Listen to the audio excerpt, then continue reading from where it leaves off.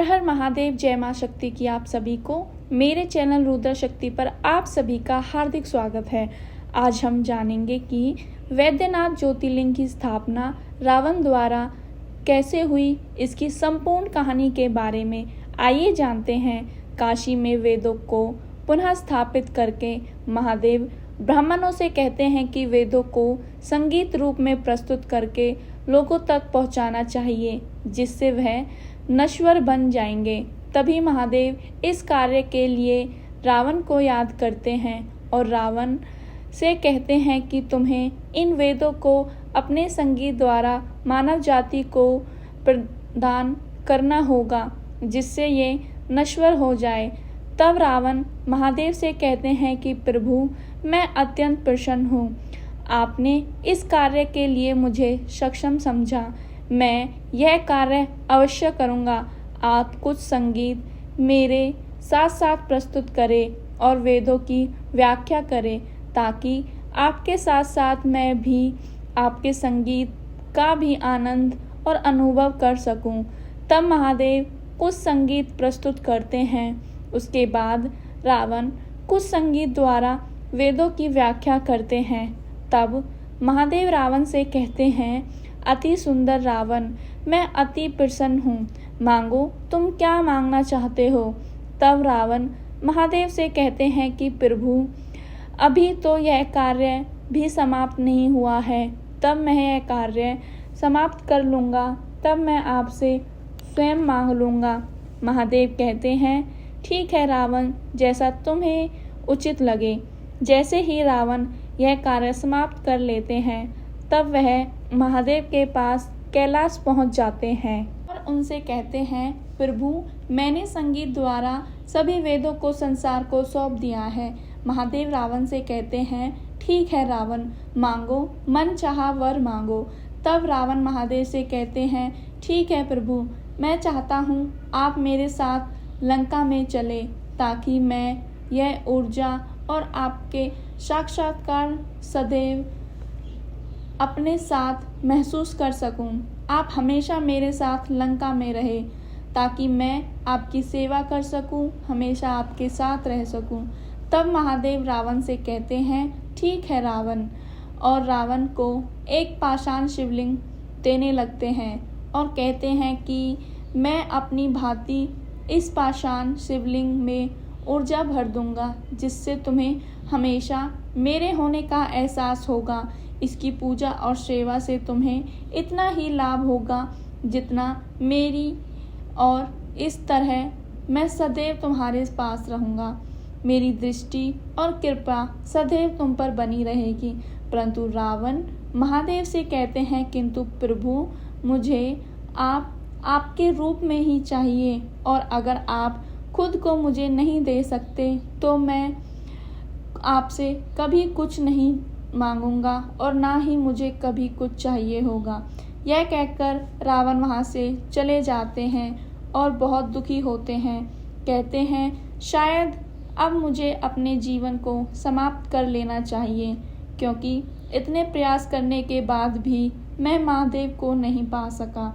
अब मेरे जीवन का कोई उद्देश्य शेष नहीं रह गया है। इसलिए वह महादेव द्वारा दिए अस्त्र चंद्रास्त्र से खुद को मार देना चाहते हैं। जैसे ही रावण अपने ऊपर चंद्रास्त्र से हमला करने वाले होते हैं, तभी महादेव वहां प्रकट हो जाते हैं और रावण से कहते हैं, ठीक है, मैं तुम्हारे साथ चलूँगा। इस शिवलिंग में तुम प्रातःकाल आना और कैलाश से उठाकर तुम जहाँ भी मुझे इस शिवलिंग के द्वारा रख दोगे, मैं वहीं विराजमान हो जाऊंगा। तब अगली सुबह रावण कैलाश आते हैं और महादेव शिवलिंग में प्रकट हो जाते हैं और रावण शिवलिंग को उठाकर चल देते हैं।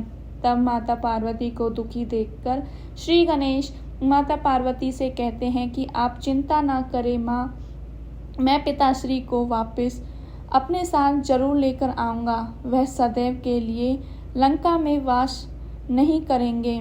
तब श्री गणेश रावण को रोकने के लिए अथक प्रयास करते हैं। कभी जंगल में उनके रास्ते में आग लगाते हैं, कभी तेज वायु चलाते हैं, परंतु वह रावण को नहीं रोक पाते हैं। तभी वहाँ विष्णु जी प्रकट होते हैं और श्री गणेश से कहते हैं, जो कार्य बुद्धि से संभव हो सकता है उसमें बल का प्रयोग करना उचित नहीं है गणेश। तभी श्री गणेश के मन में कुछ योजनाएं आती हैं। श्री गणेश एक बैजू रूप लेकर आते हैं अपने पशु को जंगलों में चारा चराने। तभी रावण उनसे कहते हैं कि मूर्ख बैजू, तुम अपने जानवरों को मेरे समक्ष ले आए, क्या तुम देख नहीं रहे कि मैं अपने आराध्या को लेकर जा रहा हूँ। तब बैजू कहते हैं कि मेरे जानवर आपके हाथ में ये जो भी कुछ है इसको स्पर्श करना चाहते हैं, परंतु रावण मना कर देते हैं। तभी बैजू कहते हैं, क्या आप भोजन करेंगे? अगर नहीं, पर मैं तो करूँगा। जैसे ही बैजू रूपी श्री गणेश भोजन करने बैठ जाते हैं तो उसे देख रावण के मन में भी भोजन करने की लालसा उठती है। उसके बाद वह शीतल जल पीने लगते हैं। तभी रावण उनसे कहते हैं, थोड़ा मेरे लिए भी। तब बैजू कहते हैं, पानी तो खत्म हो गया, आप यहाँ रुकिए, मैं आपके लिए जल लेकर आता हूँ। तब श्री गणेश पानी लेने जाते हैं तो वह वरुण देव का आह्वान करते हैं और उन्हें अपनी सारी समस्या बताते हैं। वरुण देव सारे तालाब का पानी एकत्रित करके उस लोटे में भर देते हैं।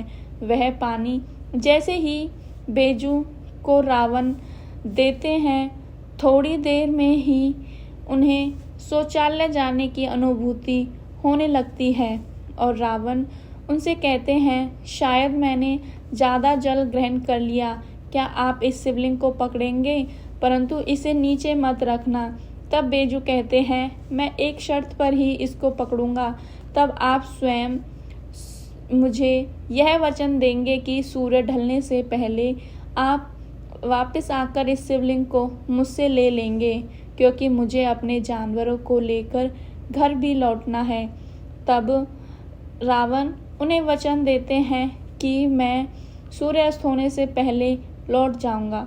रावण उनका वचन स्वीकार करते हैं, परंतु ज़्यादा जल ग्रहण करने के कारण उन्हें समय का पता ही नहीं चलता। सूर्य ढलते ही बैजू जी शिवलिंग को पृथ्वी पर रखकर चले जाते हैं। जैसे ही रावण आकर उन्हें उठाने लगते हैं तो वह शिवलिंग उठाने में असमर्थ हो जाते हैं कि महादेव वहां प्रकट होते हैं और रावण से कहते हैं कि मैंने तुमसे कहा था रावण, तुम मुझे जहाँ भी रख दोगे मैं वहीं विराजमान हो जाऊंगा। यह स्थान मुझे अत्यंत प्रिय है और तुमने मुझे यहाँ पुनः लाकर अत्यंत कल्याणकारी काम किया है। श्री हरि विष्णु नारायण कहते हैं कि श्री गणेश दोबारा बैजू रूप धारण करके यहाँ शिवलिंग स्थापित करने के कारण आज से यह स्थान वैद्यनाथ ज्योतिर्लिंग से जाना जाएगा। धन्यवाद दोस्तों।